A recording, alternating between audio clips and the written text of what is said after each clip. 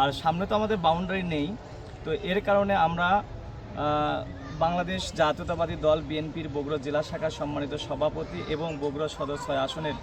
নবনির্বাচিত মাননীয় এমপি মহোদয় জনাব রিজাউল করিম বাদশা ভাইয়ের মাধ্যম দিয়ে এবং কলেজ প্রশাসনের সহযোগিতায় আমরা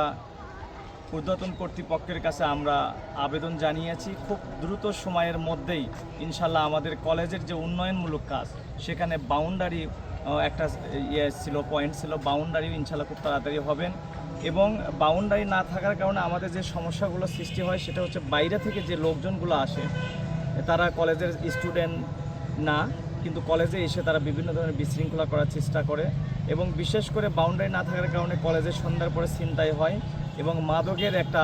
আখড়া এখানে বসে। তো আশা করছি আমরা খুব দ্রুত সময়ের মধ্যে আমাদের মাননীয় এমপি মহোদয় এটা সুরাহা করবেন এবং তিনি এটা আমাদের যথাযথ কর্তৃপক্ষের কাছে আমরা পৌঁছে দিয়েছেন এবং আমাদের খুব তাড়াতাড়ি হয়তো আমাদের কাজও শুরু হবে ইনশাল্লাহ। এবং বাউন্ডারি হয়ে গেলে আমাদের কলেজটা মোটামুটি একটা সৌন্দর্য পর্যায়ে চলে আসবে। শুধু বাউন্ডারি না, এই কলেজের উন্নয়নমূলক কাজের জন্য বেশ কয়েকটি পয়েন্টে আমরা তাদেরকে জানিয়েছি এবং তাদেরকে আমরা একটা দরখাস্ত দিয়েছি, আবেদন দিয়েছি এবং এমপি মহোদয় এটার একটা ডিও লিটারও আমাদেরকে দিয়েছেন। ইনশাল্লাহ আমরা দ্রুত সেটার বাস্তবায়ন দেখতে পাবো ইনশাল্লাহ।